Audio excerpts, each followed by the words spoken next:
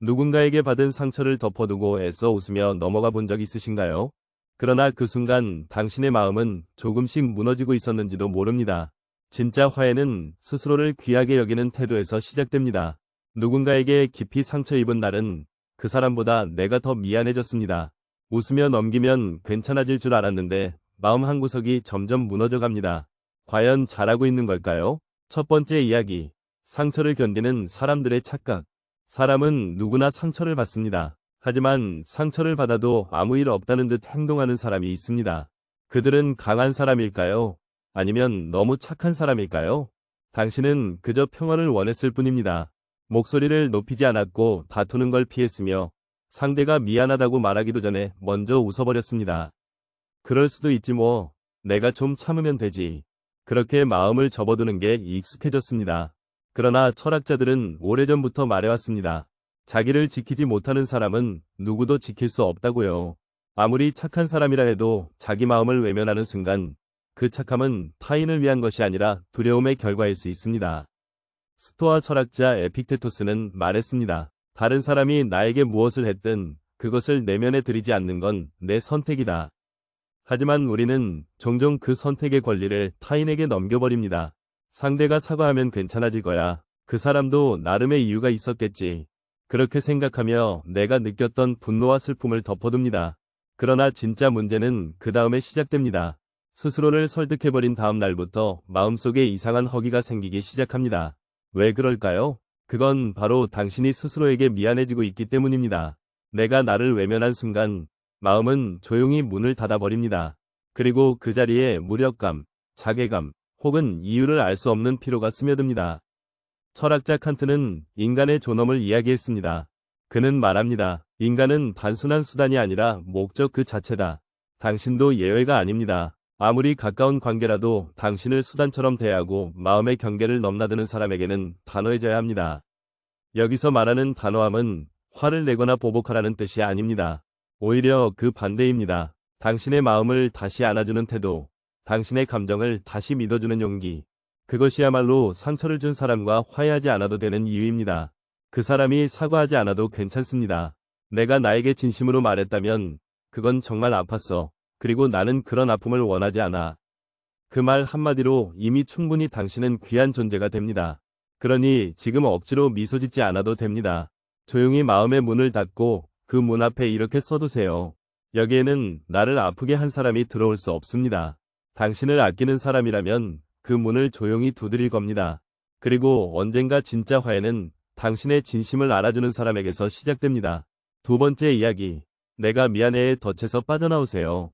어떤 사람은 늘 미안하다고 말합니다. 아니, 늘 미안하다고 생각합니다. 그럴 필요 없는데도 내가 무언가 잘못한 건 아닐까? 괜히 분위기를 망친 건 아닐까? 상대가 불편해 보이면 자신부터 작아집니다. 그 마음속엔 이상한 믿음이 자리 잡고 있습니다. 내가 참으면 관계가 유지된다. 내가 조금만 낮추면 사랑받을 수 있다. 하지만 철학자 니체는 묻습니다. 도대체 왜 너는 너 자신을 그런 값싼 존재로 만들려 하는가? 왜 그렇게까지 해야만 관계가 유지되는 걸까요? 관계를 지키기 위해 자존을 희생하는 순간 그건 더 이상 관계가 아니라 종속입니다. 이런 착각은 어린 시절부터 배워온 것일 수도 있습니다. 화를 내면 나쁜 아이가 되고 속상하다고 말하면 까다로운 사람이 된다고 무의식 중에 각인된 신념들이 이제는 삶 전체를 조율하고 있는지도 모릅니다. 그러니 당신은 사람들과의 마찰을 무서워합니다. 하지만 철학자들은 말합니다. 마찰이 무서운 것이 아니라 자신을 잃는 게 더 무서운 일이라고요. 노자는 이런 말을 남겼습니다. 억지로 화합하면 마음의 응어리가 남는다. 이 말은 지금 이 시대에도 너무 정확하게 다가옵니다. 억지로 만든 웃음은 관계를 회복시키지 못합니다. 오히려 침묵의 균열만 깊어지게 하죠. 그렇다고 모든 사람과 싸우라는 말이 아닙니다.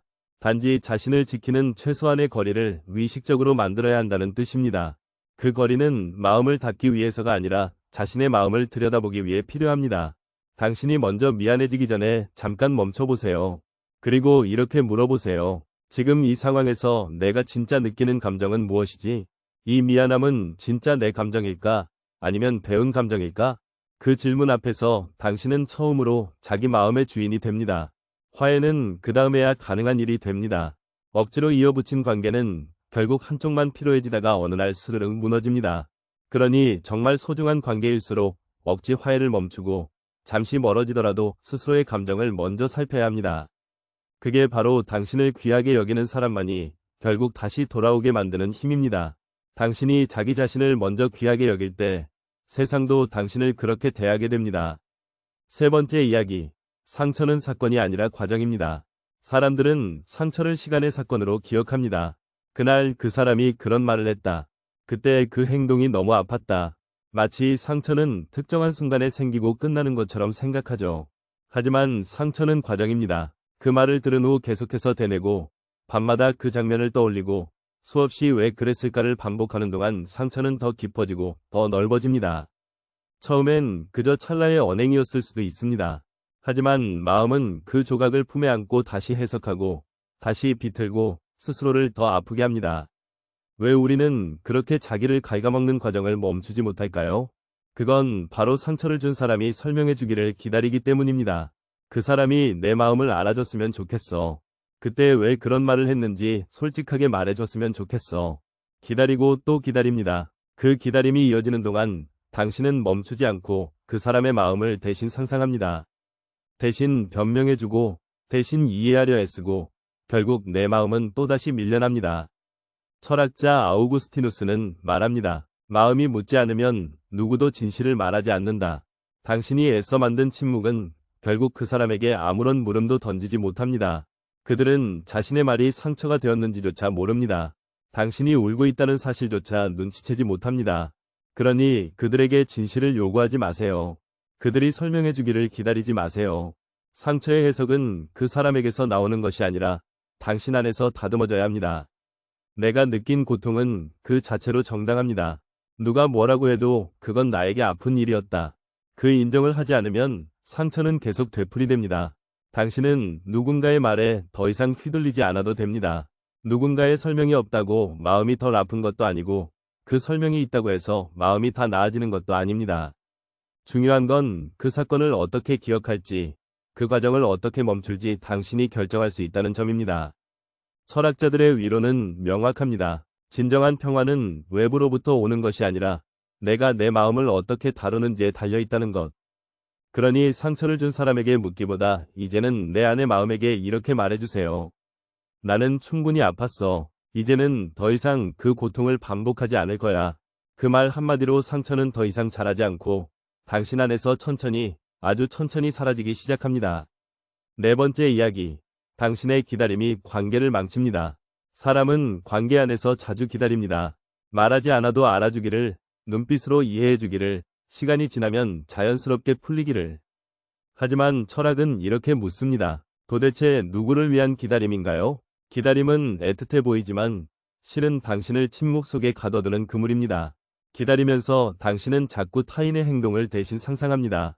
저 사람도 지금 미안해하고 있겠지. 곧 먼저 연락 오겠지. 그러면서도 문자 하나, 전화 한 통 없으면 다시 마음은 무너집니다.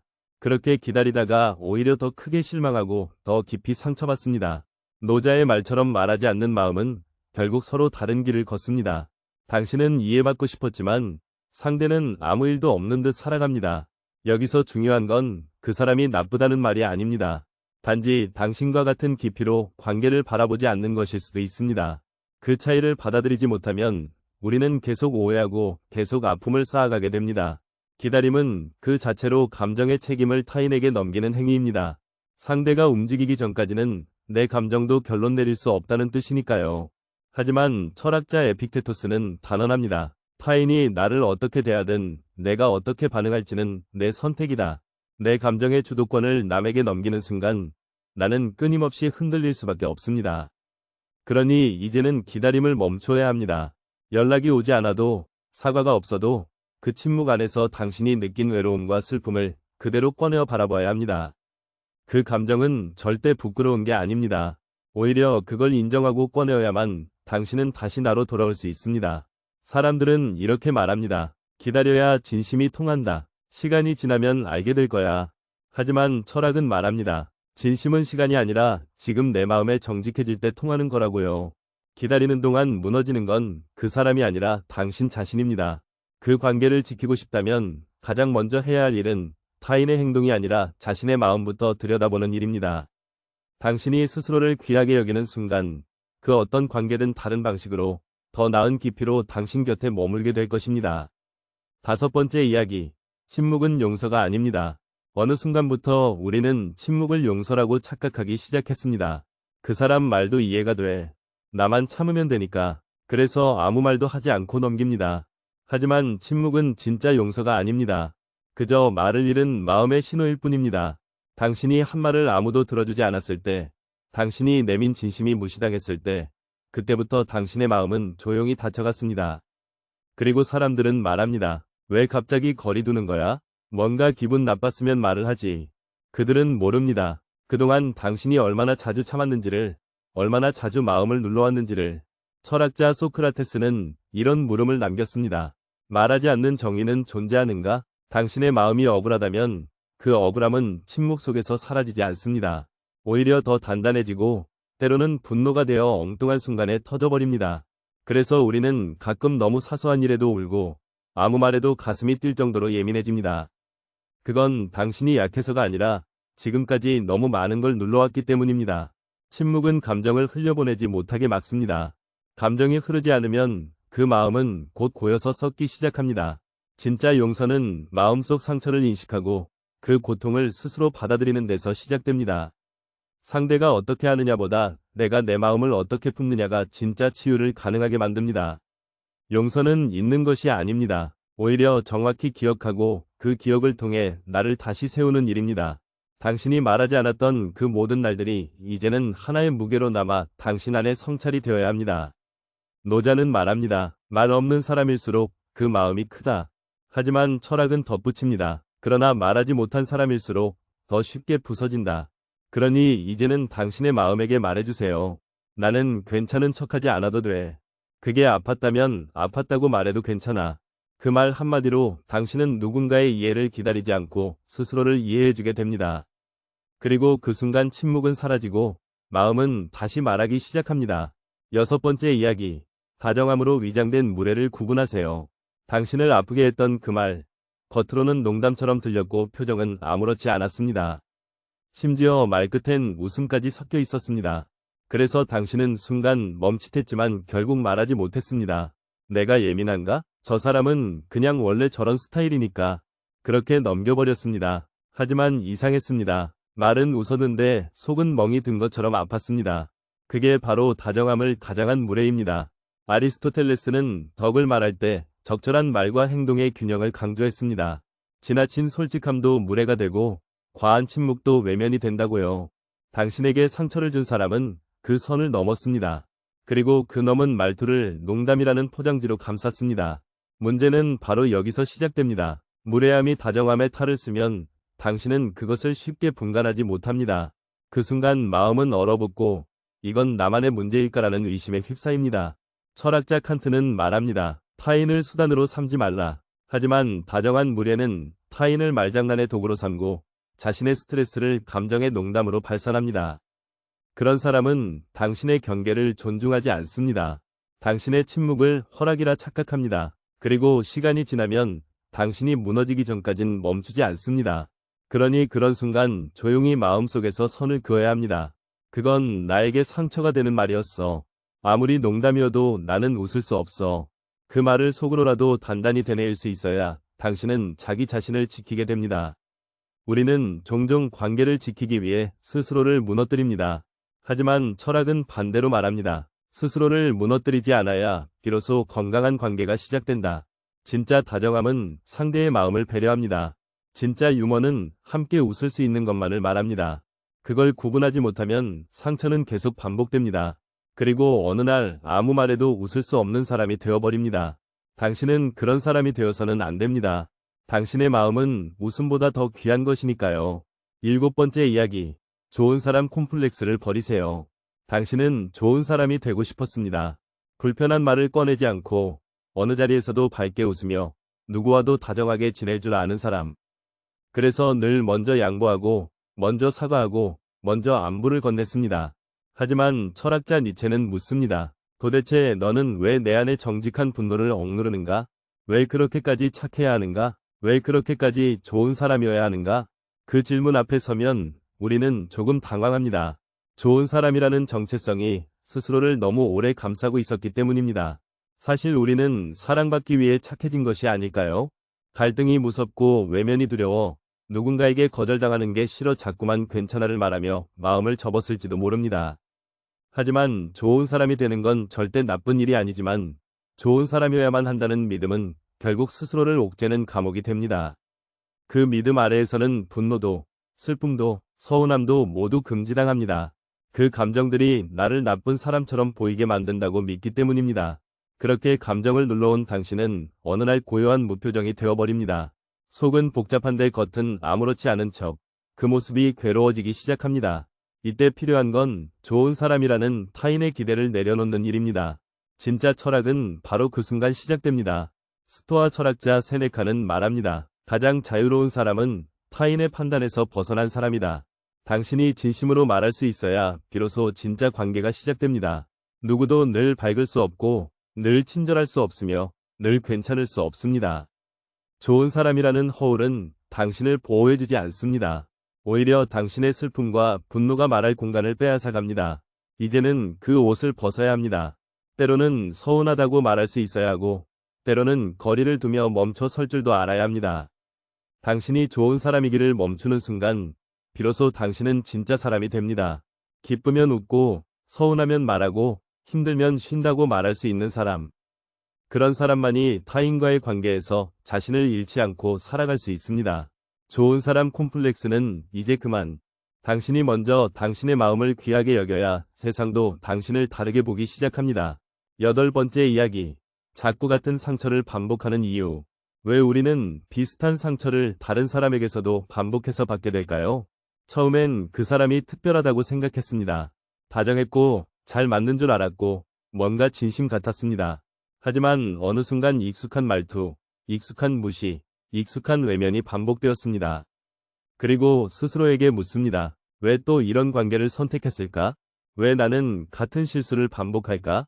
철학자들은 말합니다. 그건 마음의 패턴 때문입니다. 특히 어릴 적 경험한 상처는 무의식적으로 익숙함이 되어 비슷한 상황에 계속 끌리게 만듭니다. 니체는 말했습니다. 우리는 반복을 통해 삶을 이해한다. 하지만 그 반복이 자기 파괴적인 것이라면 그건 반드시 멈춰야 할 패턴입니다. 당신은 그저 사랑받고 싶었을 뿐입니다. 그래서 누군가가 조금만 관심을 보여도 전부를 주었고 기대를 걸었고 그 사람이 나를 구원해줄지도 모른다고 믿었습니다. 그러나 철학은 차갑게 말합니다. 그 누구도 당신을 대신해서 당신을 지켜줄 수는 없다고요. 외부의 구원은 오지 않습니다. 오직 스스로가 자신에게 정직해질 때 비로소 반복은 끊어집니다. 같은 상처를 반복하지 않으려면 먼저 자신을 알아야 합니다. 내가 왜 그 말에 약한지, 왜 그 행동에 흔들리는지, 왜 그 사람 앞에서만 작아지는지. 그 원인을 들여다보면 의외로 단순한 이유가 숨어 있습니다. 내가 그 말을 익숙하게 들었기 때문, 그런 무시를 받는 게 익숙했기 때문, 사랑은 그런 식으로 얻는 거라 믿었기 때문. 하지만 당신은 그 익숙함에서 벗어날 자격이 있습니다. 철학자 에픽테토스는 말합니다. 과거는 네가 선택한 것이 아니지만 지금은 네가 선택할 수 있다. 그 선택은 단절이 아니라 각성입니다. 이제는 반복을 멈출 수 있다는 자각, 그리고 그 안에서 새로운 기준을 세우는 용기. 누군가에게 상처받을 때마다 이제는 이렇게 말해주세요. 이건 내가 원하던 사랑이 아니야. 이런 관계는 나를 아프게 해. 나는 더 이상 익숙한 아픔을 사랑하지 않을 거야.